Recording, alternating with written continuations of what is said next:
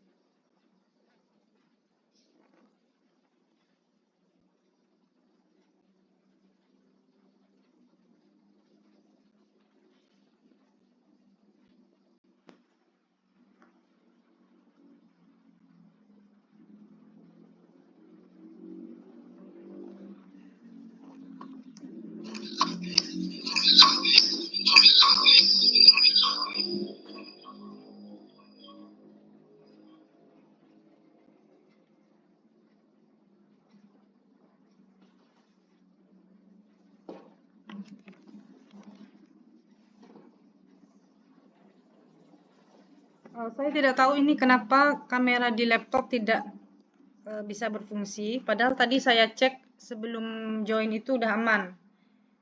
Makanya saya sekarang menggunakan dua device, satu di handphone dan satu lagi di kamera laptop. Semoga ini tidak apa-apa nantinya. Apakah suara saya terdengar? Ibu yang sudah bergabung 5 orang? Ibu. Sudah? Terdengar, Ibu. Ya. Sudah, Ibu.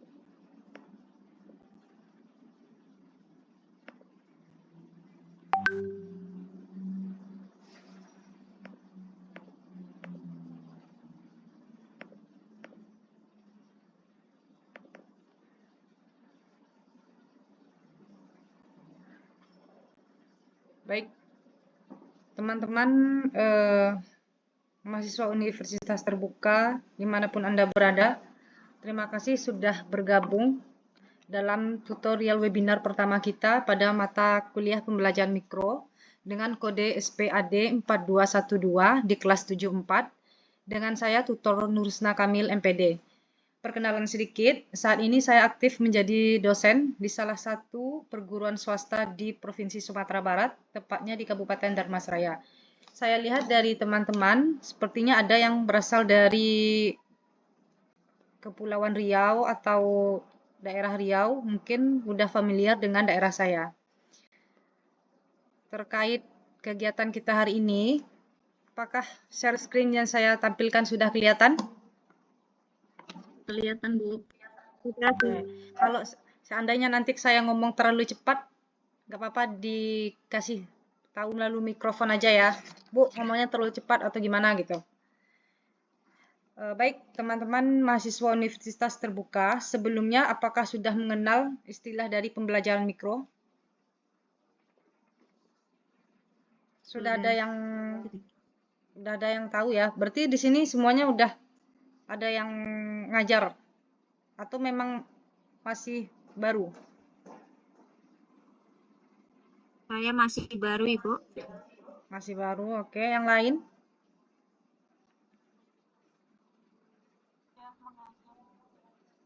Ibu Habibah gimana? Apa udah ngajar? Bu Desi, Ibu Nazla, Sudah, apakah Ibu. udah join semuanya? Sudah mengajar di sini? Sudah, Bu. Saya sudah. Saya sudah lihat video yang teman-teman kirimkan. Sangat luar biasa ya. Udah saya kasih like. Rencana saya mau komen, cuman ada beberapa di YouTube-nya itu komennya dinonaktifkan. Jadi nggak apa-apa. Sembari kita nunggu yang lain untuk bergabung, saya nanti juga ambil absen terkait webinar kita hari ini. Saya akan membagikan materi terlebih dahulu. Nanti kita akan adakan sesi tanya jawab terkait tugas 1A dengan tugas 1B. Pertama adalah overview atau gambaran umum mengenai pembelajaran mikro. Pembelajaran mikro itu ditujukan bagi sarana untuk mahasiswa calon guru dalam berlatih dan mempraktikkan berbagai keterampilan mengajar, sehingga calon guru ini memiliki kemampuan mengajar pendidik semakin meningkat. Yang kedua, mahasiswa calon guru yang melakukan pembelajaran mikro akan diobservasi dan diberikan masukan oleh rekan sebaya atau supervisor. Nah, dalam hal ini, supervisor itu adalah tutorial online, dan saya sebagai tutor. Dan juga nanti akan diberikan masukan, saran, kritikan oleh teman sebaya dalam satu kelompok. Sebelumnya saya juga udah bagi kelompok dalam 4 kelompok. Kelompok 1 itu ada 3 orang, kelompok 2 dan kelompok 4 itu ada 4 orang, dan kelompok 1 dan 3 itu ada sekitar 3 orang. Nanti tugas kita setelah rekan 1 melakukan atau mengambil video mengenai mikro, yang 2 dan 3 ini memberikan masukan teman sejawat. Itu menjadi nilai poin atau penilaian dalam tugas 1B. Apakah di sini sudah ada yang mengerjakan tugas 1B? Udah ada yang menyelesaikan tugas 1B? Soalnya saya belum cek. Saya baru cek itu di tugas 1A. Coba yang lain. Apakah belum? Belum, Ibu. Belum, oke. Ibu. Berarti sepakat baru di 1A ya? Belum, Ibu. Baik. Nanti kita akan perjelas bagaimana sistematika dari tugas 1B. Nah, apalagi gambaran umum dari pembelajaran mikro ini, yaitu pembelajaran mikro mampu memperluas pengetahuan mahasiswa calon guru maupun pendidik dalam mengajar, karena dalam pelaksanaannya calon guru atau pendidik ini akan langsung mendapatkan feedback atau umpan balik mengenai bagaimana kinerja mereka sesuai dengan praktik pembelajaran yang telah dilakukan. Meskipun kita dalam lingkup pembelajaran mikro, namun ini tidak menutup kemungkinan bagaimana praktek mengajar kita tetap akan diberikan masukan atau feedback dari rekan-rekan semua atau rekan-rekan yang lain. Lanjut. Yang kedua adalah mengenai karakteristik pembelajaran mikro. Mengapa dikatakan mikro? Kemarin ada yang bertanya itu di grup pribadi, saya lupa. Sebentar. Bu, apakah boleh pembelajaran mikro, pengambilan videonya itu menggunakan anak? Kalau seandainya bisa mengusahakan, itu bagus. Tapi saya tidak menuntut harus menggunakan siswa atau peserta didik. Karena khawatirnya ada beberapa mahasiswa UT ini yang merantau dan tidak atau kesulitan untuk menghadirkan peserta didik. Jadi solusi dari saya itu tidak wajib. Namun ketika mahasiswa UT mengambil video, itu seolah-olah ada peserta didik di depan kita. Nah, dari video yang sudah dikirim di link dan diupload di YouTube, saya melihat bagaimana antusiasme dari rekan-rekan semua dalam mengambil video untuk pembelajaran mikro. Kalau seandainya pembelajaran mikro itu menghadirkan peserta didik atau siswa, itu disebut dengan pembelajaran makro karena kita udah terjun langsung ke anaknya langsung, peserta didiknya langsung. Nah, yang kedua, karakteristik atau ciri-cirinya itu ukuran kelas berkisar antara 4 sampai 10 peserta didik. Tadi kita membahas tidak wajib menggunakan peserta didik. Namun, beranggapanlah bahwa di depan teman-teman semua itu ada peserta didiknya. Yang ketiga, hanya satu keterampilan mengajar yang dilatihkan dalam satu kali pertemuan. Karena kita mempunyai keterbatasan waktu yang terdapat dalam 8 sesi, 14 aktivitas belajar, maka dalam setiap pengambilan tag video itu kita akan membahas 2 keterampilan mengajar. Pada aktivitas belajar 3, itu saya lihat ada 4 keterampilan yang akan teman-teman bahas dalam pembelajaran mikro ini. Nah, 4 keterampilan ini bisa dipilih 2 untuk diterapkan di videonya. Nah, baik, 10 orang sudah hadir, 9. Saya lanjutkan. Adapun tujuan dari pembelajaran mikro. Pembelajaran mikro pada program kurikulum pendidikan keguruan hadir sebagai inovasi dalam usaha untuk yang pertama, melatih dan mengembangkan kompetensi mengajar mahasiswa calon guru dengan konteks yang sesungguhnya, bagaimana menghadapi anak, karakteristik anak, media yang digunakan, pendekatan yang digunakan, maupun sumber belajar dan yang nanti menjadi acuan dalam pembelajaran sesungguhnya. Nah, kita akan mempelajari itu dalam pembelajaran mikro. Ini adalah salah satu tujuan dari pembelajaran mikro itu sendiri. Yang kedua, membantu mahasiswa calon guru meminimalkan kesalahan serta membangun dan meningkatkan keterampilan dasar mengajar yang kuat. Meskipun dari kita atau dari teman-teman semua itu udah menjadi guru atau masih menjadi calon guru, itu kita akan meminimalkan kesalahan dan membangun bagaimana keterampilan dasar mengajar itu yang kuat. Kita fokus kepada 4 hal yang akan dibahas pada aktivitas belajar sesi 1 sampai sesi 8 pada tutorial online ini. Yang ketiga, yaitu meningkatkan kepercayaan diri, kinerja pembelajaran di kelas, dan mensimulasikan keterampilan manajemen kelas. Secara tidak langsung, tujuan dari pembelajaran mikro ini mampu meningkatkan kepercayaan diri mahasiswa calon guru, bagaimana mengatur kinerja pembelajaran di kelas, sehingga kelas dapat termanage dengan baik. Nah, keterampilan manajemen juga distimulus pada pembelajaran mikro. Selanjutnya, memberikan perhatian dalam mengembangkan efikasi dari pendidik atau calon mahasiswa calon guru, yakni kepercayaan individu akan kapabilitasnya untuk berhasil dalam menjalani tugasnya sebagai pendidik. Yang kelima, adapun tujuannya yaitu meningkatkan kemampuan pendidik pra dalam jabatan dalam menghubungkan teori dengan praktik mengajar. Beberapa kita ada yang memahami teori, mungkin lebih matang. Nah, apakah teori yang kita pahami ini akan berbanding lurus dengan praktik yang akan kita hadapi? Terkadang dalam teorinya tidak boleh mengatakan kata jangan kepada anak. Apakah itu bisa kita terapkan pada praktik mengajar? Nah, itu akan kita temukan pada saat pembelajaran mikro maupun terjun langsung ke lapangan. Yang terakhir, memberi dan menerima kritik serta mendorong mahasiswa calon guru menjadi praktisi reflektif. Nah, tujuan pembelajaran mikro yaitu memberikan kritik, saran yang membangun bagi rekan sejawat setelah melihat bagaimana cara mereka membangun kelas, memanage kelas, atau berusaha melakukan 4 kompetensi dasar yang telah kita pelajari sebelumnya, yang telah teman-teman fahami pada aktivitas belajar 1, 2, dan 2. Nah, itu adalah tujuan dari pembelajaran mikro. Sebelum kita terjun ke pembelajaran sesungguhnya atau makro. Adapun manfaat dari pembelajaran mikro, yang pertama, memiliki pengalaman belajar dalam menerapkan konsep dan keterampilan dasar mengajar melalui diskusi dan praktik pelaksanaan pembelajaran mikro.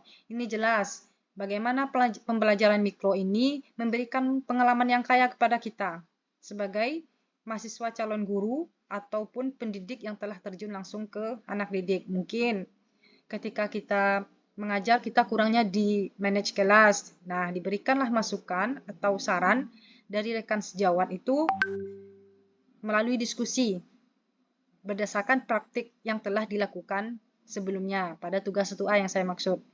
Yang kedua, mempunyai kemampuan untuk menyusun dan melaksanakan pembelajaran mikro yang dapat dijadikan dasar dalam menyusun dan melaksanakan pembelajaran real. Dengan adanya pembelajaran mikro, nanti teman-teman bisa mendapatkan gambaran. Kalau saya kurangnya di sini, nanti diperbaiki lagi. Kalau misalnya saya terlalu fokus kepada satu anak, nanti bisa lagi berarti saya kurang dalam pendekatan atau misalnya kurang dalam manage kelas. Nah, itu adalah menjadi dasar atau acuan bagi kita semua bagaimana bisa dilaksanakan dalam pembelajaran yang sebenarnya atau yang real. Agar hal tersebut tidak terjadi secara 2 kali. Yang ketiga, memiliki kebiasaan mengambil keputusan pembelajaran yang dapat dipertanggungjawabkan menurut kaidah-kaidah keilmuan. Nah, kaidah keilmuan dalam keguruan itu kompetensi mengacu kepada 4 kompetensi. Yang pertama adalah kompetensi profesional, yang kedua kompetensi, ada yang tahu? 4 kompetensi pedagogik. Yang pertama adalah kompetensi profesional. Yang kedua, coba teman-teman yang ada di ruang meeting.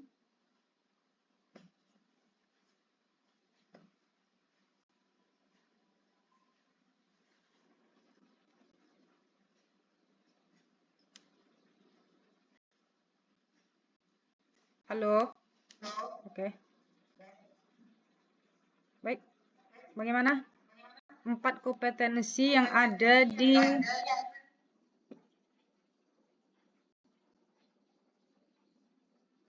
ilmu keguruan.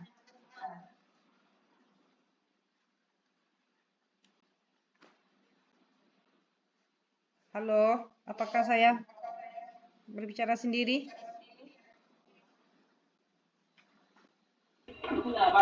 Atau saya tunjuk?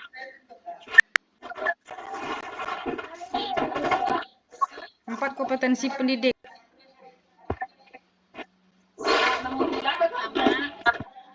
Yang pertama, kompetensi pedagogik. Yang kedua, kompetensi kepribadian. Yang ketiga, kompetensi profesional. Dan sosial. Yang keempat, kompetensi sosial. Baik.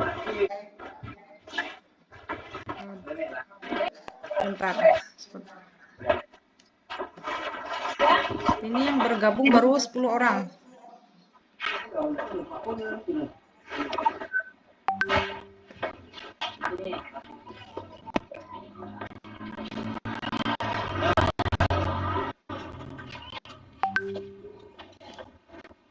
Sepertinya wajah saya hilang lagi ya. Iya Ibu, suaranya juga nggak jelas.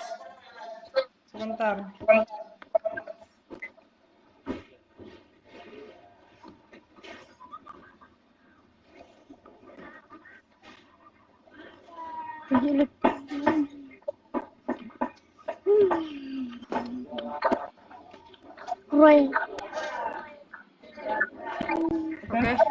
Apakah suara saya sudah terdengar?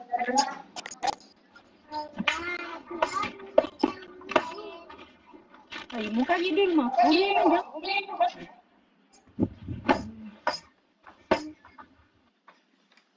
Baik.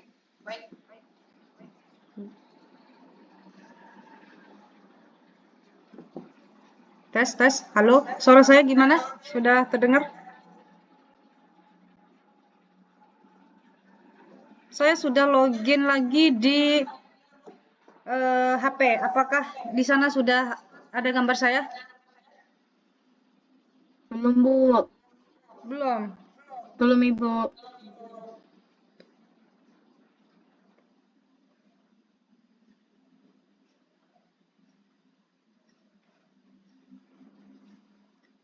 Baik, saya lanjutkan dulu.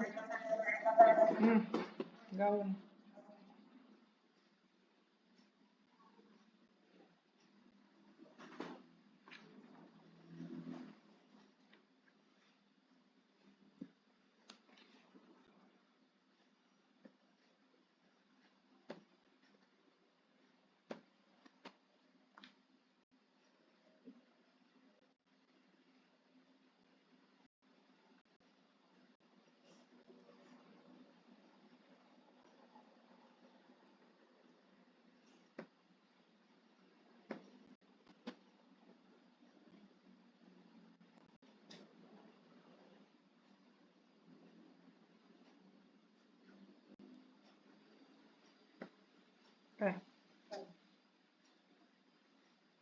Saya sudah kelihatan? Sudah? Ya, Bu. Sudah. Oke, sip. Saya share dulu.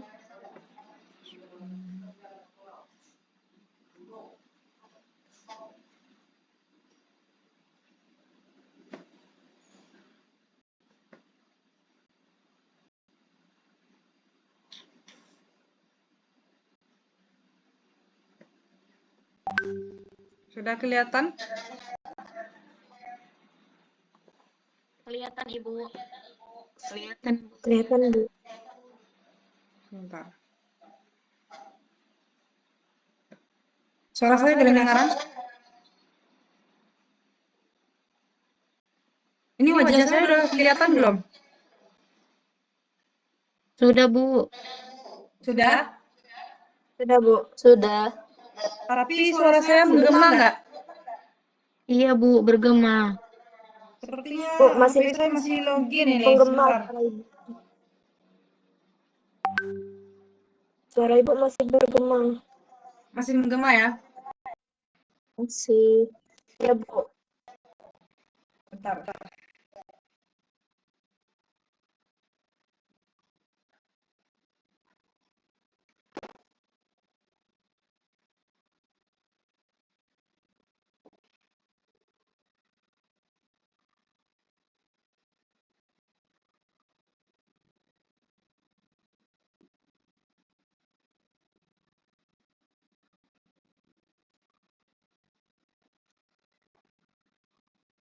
Nah, baik. Saya nggak tahu ini si login sepertinya. Semoga tidak apa-apa. Kalau saya lanjutkan. Adapun